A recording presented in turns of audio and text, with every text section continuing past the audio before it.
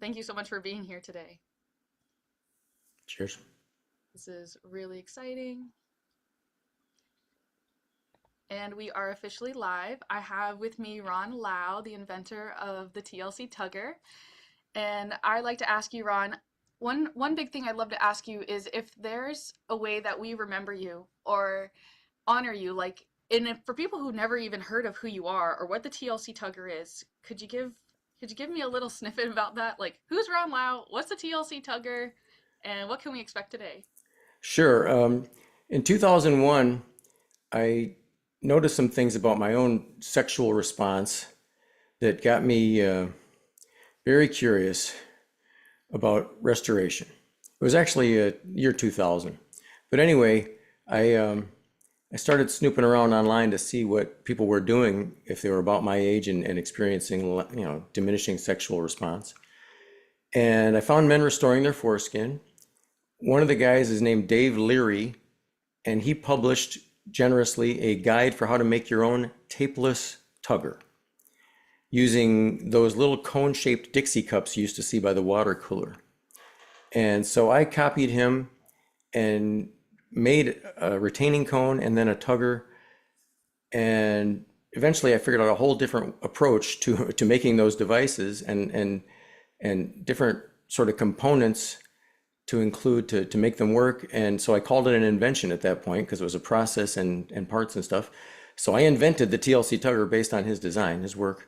And by 2003, I was able to offer it to other people. And so what I can take pride in is that I came up with a way to produce these devices so that they were affordable, reproducible. I could offer at the time a 4-year warranty, so people weren't afraid to try it. Of course, who did they know I was? I could skate on this warranty if for all they knew. But I was somebody at the time who had a bit of a presence on the Yahoo groups. Used to be the way you'd engage with people before Facebook.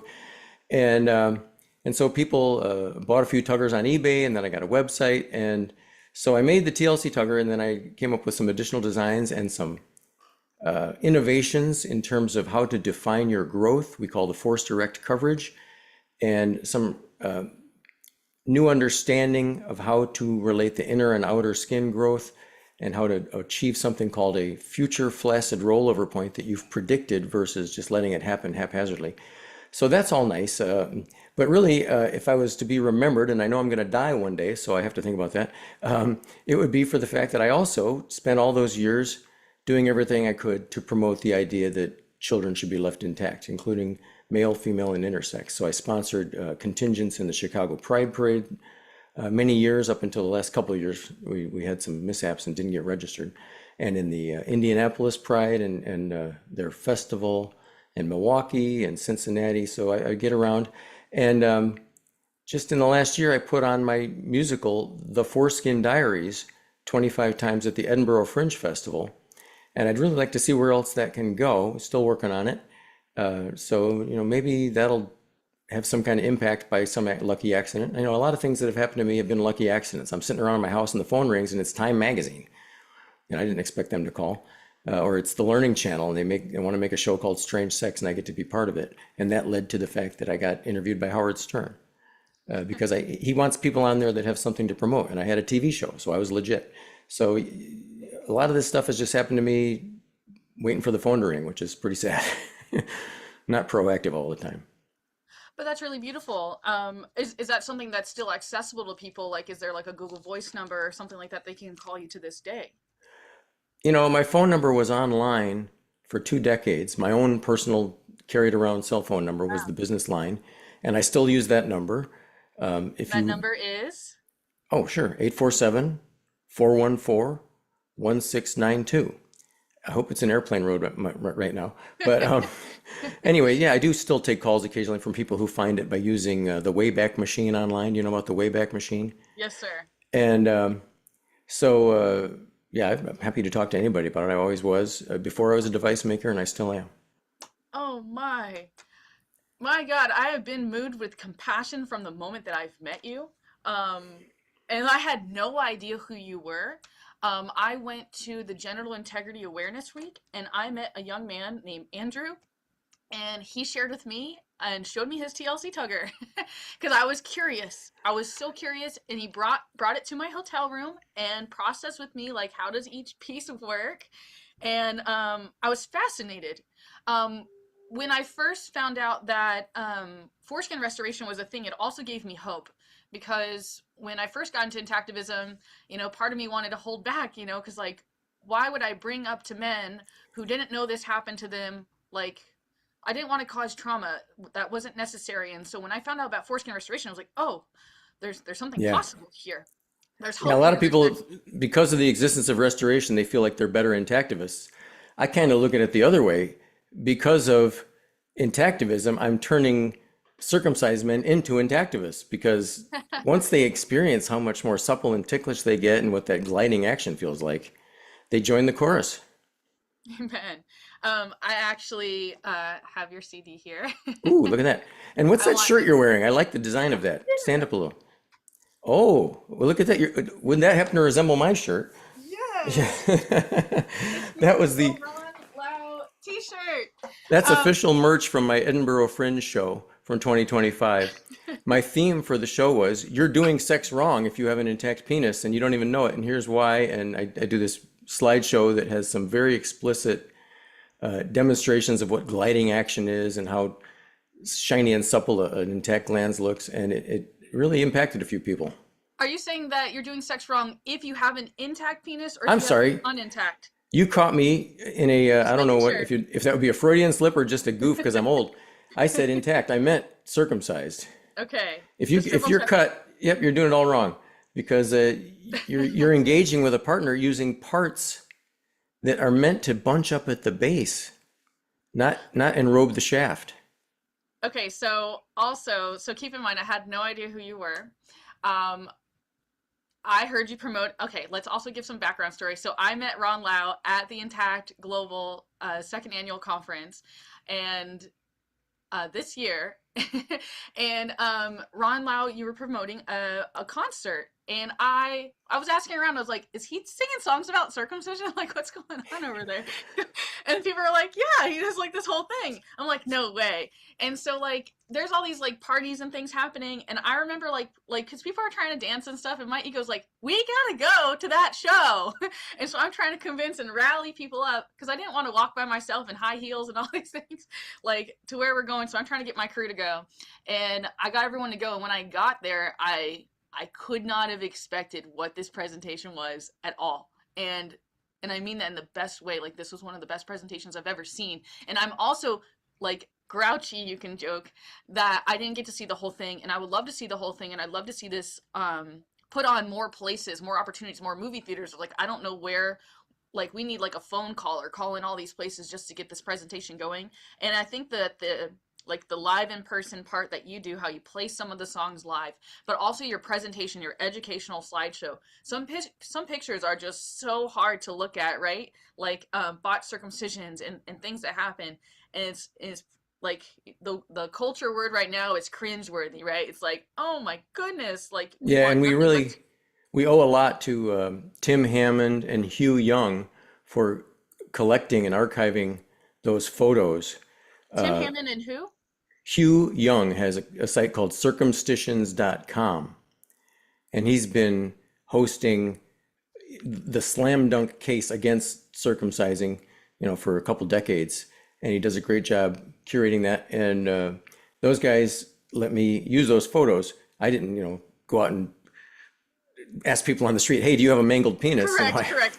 No, but you did a great job putting everything into like a condensed format. And then the other parts that I felt was the most beneficial, and unfortunately, like America, we're so like hypersexualized or whatever, or desexualized, if you will, compared to like Europe and things like this. Like you show videos that count as pornography, right? Like where the gliding action, and I think that that's so important because without people seeing the foreskin in action, exactly understanding how it's meant to function, like there's so much like brainwashing in the culture of thinking that it's just like excess skin and not comprehending things. And then the other part too that really got me the most was your personal restoration process and how you share that, how you actually remove the keratinization and your precise things that changed like in your own personal process. One of my biggest questions I have for you today is something I wanted to open the podcast with, but we had so many things come up. But I want to tell you the truth. I want to help men restore, like I really do, and I need to know more about that. And I felt no better than you to personally teach me, and I felt something really, really prominent. Okay, and so forgive me, but this is where I'm called to go. So I'm also going to speak on behalf of Dwayne. Dwayne has mentioned to me how much he hates the word restoration, and that he thinks that there needs to be a better word for restoration. So I'd like to invite you to meditate on that while I ask this other question. So the question is, I guess, like, what's been pointed out to me, that we have to be very careful as intactivists to throw out restoration all the time, because we don't want to trick parents into thinking that, oh, you can circumcise him and he can just restore later.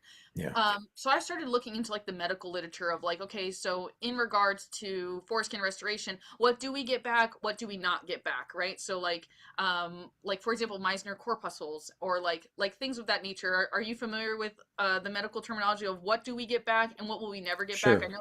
Okay, so please, if you could. Oh, yeah. Well, I don't mind the word restoration. We're restoring some function. I always use the word some. You can undo some of the damage, I used to Amen. say on my website. And it's not a bad word. It's the fact that it's been used for 3 decades now already means it's a pretty uphill slog to try and change that. Correct. But people might, if there was a better word, we probably would have thought of it by now. I don't know. But anyway, so with restoration, what we are able to do is lengthen the surviving skin so that it can act like a foreskin. And if you do that carefully, you won't wind up with a baggy skin tube unless you want that. Some people do want that because they want to accommodate somebody else's glands in there or something. But if you want a nice snug result, that is very possible. It will look natural. What it won't include is the high concentration of Meissner's corpuscles, which exist near the rollover point of the natural foreskin. We can't get that back. But there are some Meissner's corpuscles, even in the surviving shaft skin. And so if you can restore enough slack so that you get this gliding action during intimacy, then when the skin is rolling over to do that gliding, the Meissner's corpuscles in that region of skin will respond in a way you've probably never experienced in your cut life. And of course, in addition, you get 24/7 protection for the glands, which helps it revert to being ticklish and supple the way it's supposed to be. That feels really nice for the owner of the penis. It also means that that penis is not dry and dull and scratchy if it's making its way, rubbing around in somebody's vulva. So you get the partner experience is certainly restored, the slinky gliding action, the supple glands, and the penis owner's experience is restored some, and it's way better than none. Correct. So I started looking into all the specifics because, yeah, like in the comments or whatever, I'm an online intactivist, keyboard warrior, if you will. And so I had to look into like all the specific medical terms, like for example, the frenulum, like someone who's lost that, they won't get that back. Another thing I'd love to pick your brain about, that I've only had one person explain to me, so maybe you can explain to me further, or just again, he talked about how like foreskin restoration is kind of like a burn victim when they inject saline or something like that underneath the skin. And then like that tugging kind of like makes actual extra skin grow or something like that. Yeah, so what they may have heard is that if there's a burn victim who's got a large area of damaged skin, what they'll do is expand skin somewhere else on that victim's body, sometimes the back of the neck or the abdomen or the thigh, by making a tiny slit, poking a balloon in there, tuck, tuck, tuck, poke, poke, poke, and leaving a port so that the balloon can periodically be inflated bigger and bigger with saline solution. And so what they accomplish in doing that is they grow an excess of that patient's own skin, which at the time of a repair surgery, that skin will be harvested, the site will be closed and neat and almost unnoticeable. And then that harvested skin, in the case of burn victims, sometimes they'll run it through a mechanical expander. It creates like that variegated concrete. They make safety platforms, not concrete, steel, variegated Okay. steel. They make safety platforms out of it. It's like expanded in a diamond pattern. they'll do that to the skin, and it looks like it destroys the skin, but in fact, it rolls it and thins it so that it can cover even a wider area than what they grew. Anyway, we wouldn't ever want that for our genital skin, to have mechanically expanded skin. But the fact is, we conceivably, and some people have done, implanted skin from elsewhere on the body onto the shaft of the penis. That's something that could be done. In the burn victim, it's not usually the penis that's burned, so it's somewhere else. But anyway, the procedure that harvests the patient's own skin for foreskin reconstruction, as apart from restoration, is usually one that takes skin from the scrotum. Count me out. My scrotum, is already tighter than it should be because of circumcision. My whole youth, I grew with my Wow. erections tugging my scrotal skin up toward my penis. Yes. So that skin has been displaced and repurposed. And so I don't want that any tighter, but that's one way people do it, because they know that that skin has light touch receptors in it. The problem is it's hairy skin. The problem is it's a different color and texture. But the procedure to do it is the craziest damn thing. If you can imagine a scrotum, they take a penis and they tuck it into a slit they've made in the scrotum, and then they let it emerge from a different slit they've made lower in the scrotum, two horizontal slits. Oh, wow. After cutting completely around the penis to denude a portion of that. So they stick the naked part of the penis inside the scrotum, sew it up, and let it heal for a few months. Then, in another procedure, they cut the ends, like if that strip of two slits had an end to make a rectangle, they cut that, and now you've got a rectangular patch that you can finish wrapping around the penis. So it never stopped being alive and growing on the patient's body, but now it lives on the shaft instead of on the scrotum. But the scrotum is missing a huge patch of skin. I suppose you could patch that with a spot from somewhere else on the body if you care a little bit less about your scrotum than you do about your shaft. But anyway, that's the surgical procedure that's most often done. And I feel bad for the people that are such poor candidates for non-surgical restoration that they resort to that. But there have been a few, and some cases are well documented. I'm not looking for that. Non-surgical foreskin restoration is possible for almost everybody. About 90 to 95% of people can start it with a tapeless device if they shop carefully for that device and use it carefully. The rest of them can use a taped method at least to start. So I haven't seen a person in person yet that I would say, well, you're obviously only a candidate for surgery, but such people must exist.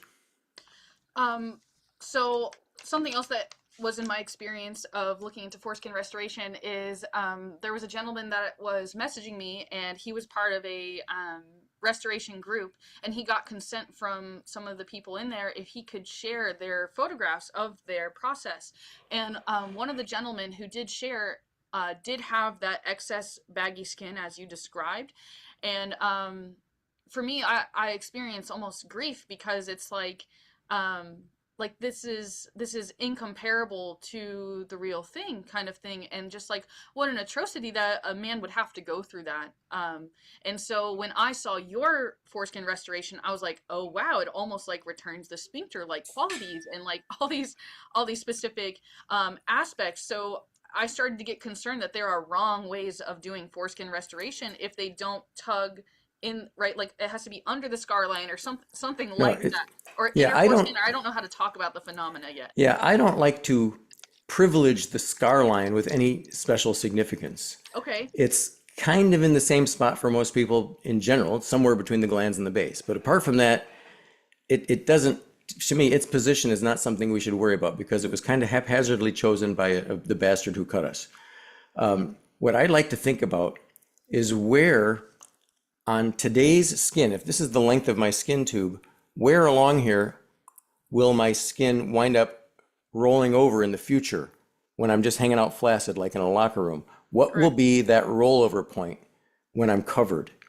And if I can find that spot on my skin tube today and always tug so that that is serving as the induced rollover point while I tug, then my hope is that one spot will never be stretched wider than necessary because devices and even tape tend to taper as you get to the end of the skin tube that you're grabbing. So if you always carefully select a future flaccid rollover point, and I have a mathematical formula for that, which I could share with you Yes. in a spreadsheet if you want to Future email me. flaccid rollover point.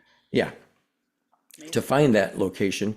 And if you carefully tug with that as your induced rollover point, every time you tug, then you should expect a neat, naturally puckered looking outcome, especially because once you have enough slack so that the skin tube hangs past the tip 24/7, then it will catch a breeze and the dartos fascia, the muscle fibers there will cause it to contract and you get that appearance of a puckered up foreskin. But not every guy can put that into practice, especially in your first, say, 2 years. You need a little bit of slack before you have any freedom about where you grip the skin. At first, you're just like, I'll take what I can get, and you grip it and pull on it. So, for example, in my case, I kept using a tape method that involved a cylinder, not a conical tapered device, a cylinder, for a long time, even after I had the tapeless device, because When the you say taped tape method. method, is it like literally like tape? Like taping You're it? using first aid tape Oh, on the okay. shaft skin, and with various contraptions or methods of folding it or whatever, you're able Like to grip pushing with it. that. Yeah.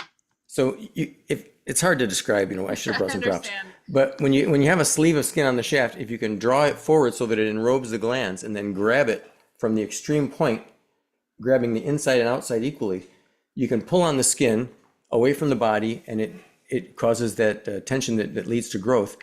And anyway, at first, whatever you can grab is all you can hope for. And in my case, I was rolling it onto a cylinder that's wide as my glands, and I did that even for a couple of years, and I still got what you